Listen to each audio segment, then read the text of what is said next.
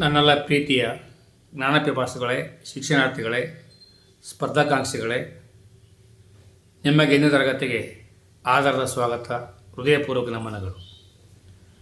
ನಾನು ನಿಮ್ಮೊಂದಿಗೆ ಹಂಚಿಕೊಳ್ಳಲು ತಂದಿರುವಂತಹ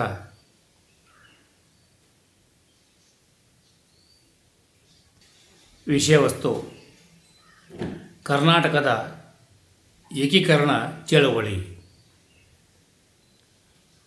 ನಮ್ಮ ರಾಜ್ಯದ ಏಕೀಕರಣ ಹೇಗಾಯಿತು, ಯಾವ್ಯಾವ ರೀತಿ ಆಯಿತು ಎಂಬುದನ್ನು ನೋಡ್ಕೊಂಡು ಬರುವ.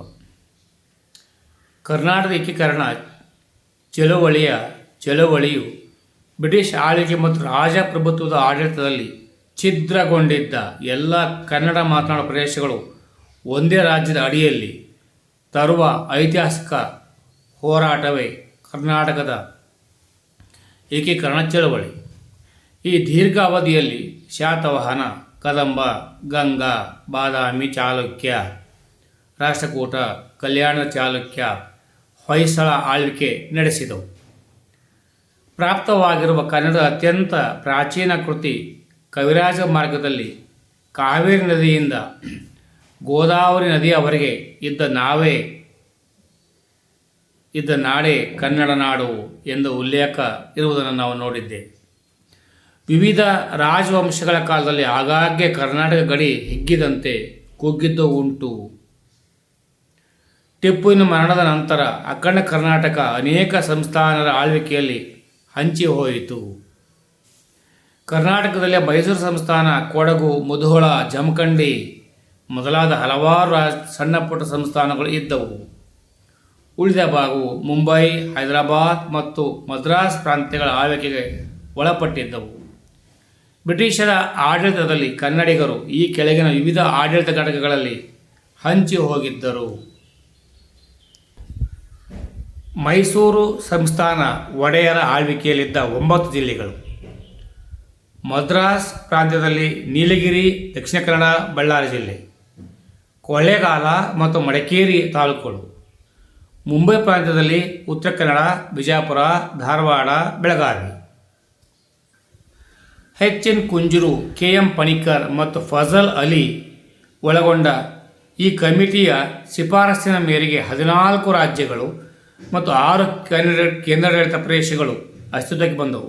ಕರ್ನಾಟಕ ನವೆಂಬರ್ 1, 1956ರಂದು ವಿಶಾಲ ಏಕೀಕೃತ ಮೈಸೂರು ರಾಜ್ಯವಾಗಿ ನಿರ್ಮಾಣವಾಯಿತು. ಆಗಿದ್ದ ಮುಖ್ಯಮಂತ್ರಿ ಎಸ್ ನಿಜಲಿಂಗಪ್ಪ.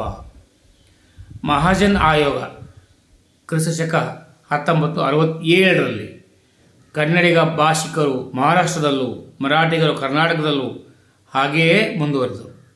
1961ರಲ್ಲಿ ಮಹಾರಾಷ್ಟ್ರ, ಬೆಳಗಾವಿ, ಕಾರವಾರ, ನಿಪ್ಪಾಣಿ, ಖಾನಾಪುರ ಸೇರಿದಂತೆ ಕರ್ನಾಟಕದ 814 ಗ್ರಾಮಗಳು ತನಗೆ ಸೇರಬೇಕೆಂದು ವಾದಿಸಿತು.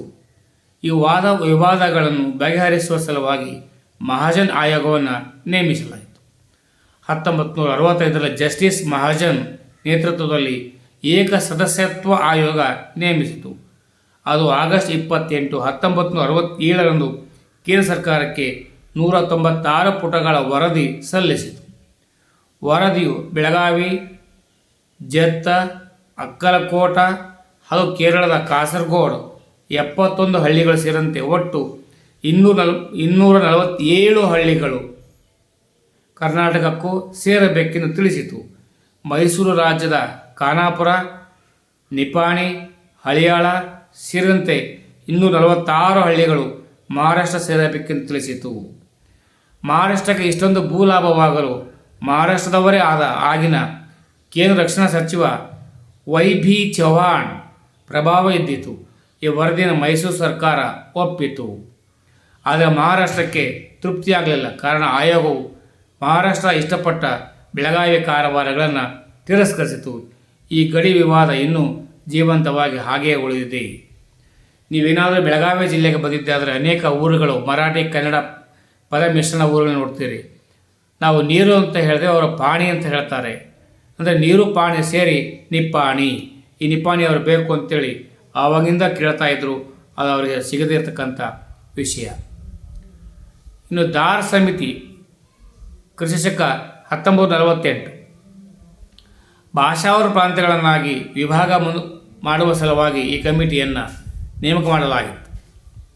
ಒಂದು ವೇಳೆ ಹೀಗೆ ಮಾಡಿದರೆ ದೇಶದ ಐಕ್ಯತೆಗೆ ಕುಂಠಿತವಾಗುವುದು ತನ್ನ ವರದಿ ಸಲ್ಲಿಸಿತು. ಏಕೀಕರಣಕ್ಕೆ ವಿರುದ್ಧವಾದ ಸಮಿತಿ ವರದಿಗಳು ಕನ್ನಡಿಗರು ಕಟುವಾಗಿ ಟೀಕಿಸಿದರು. ಗಡಿನಾಡಿನ ಕನ್ನಡಿಗರನ್ನು ಸಂಘಟಿಸುತ್ತಿದ್ದ ಜಯದೇವಿ ತಾಯಿ ಲೆಗಾಡೆ ಈ ವರದಿಯನ್ನು ಕಟುವಾಗಿ ಟೀಕಿಸಿದರು. ಇನ್ನು ಮುಂದಕ್ಕೆ ಬಂದರೆ JVP ಕಮಿಟಿ ಕ್ರಿಸ್ತ 1948 ಜವಾಹರ್ಲಾಲ್ ನೆಹರು, ವಲ್ಲಭಭಾಯಿ ಪಟೇಲ್, ಪಟ್ಟಾಭಿ ಸೀತಾರಾಮಯ್ಯ ನೇತೃತ್ವದ ಒಂದು ಸಮಿತಿಯನ್ನು ನೇಮಿಸಿತ್ತು. ಇದು ಕರ್ನಾಟಕ, ಕೇರಳ, ಆಂಧ್ರಗಳಿಗೆ ಪ್ರತ್ಯೇಕವಾಗಿ ಶಿಫಾರಸು ಮಾಡಲಾಗುವುದು ಎಂದು ತಿಳಿಸಿತು. ಆದರೆ ಪೊಟ್ಟಿ ಶ್ರೀರಾಮುಲು ಆಂಧ್ರ ರಾಜ್ಯ ರಚನೆಗಾಗಿ 58 ದಿನಗಳ ಕಾಲ ಉಪವಾಸ ಕುಳಿತು ಮರಣ ಹೊಂದಿದರು. ಆಗ 1953ರಲ್ಲಿ ಭಾರತದಲ್ಲಿ ಪ್ರಥಮ ಬಾರಿಗೆ ಭಾಷಾವರ ಪ್ರಾಂತ್ಯವಾಗಿ ಆಂಧ್ರ ರಾಜ್ಯ ರಚನೆಯಾಯಿತು. ಕೇರಳವನ್ನು ಕೈಬಿಡಲಾಯಿತು. ಫಜಲ್ ಅಲಿ ಕಮಿಟಿ 1953ರಲ್ಲಿ ಕೊನೆಗೆ ಕೇಂದ್ರ ಸರ್ಕಾರ ರಾಜ್ಯ ಪುನರ್ವಿಂಗಡಣೆಗೆ ಫಜಲ್ ಅಲಿ ಆಯೋಗವನ್ನು ರಚಿಸಿತು.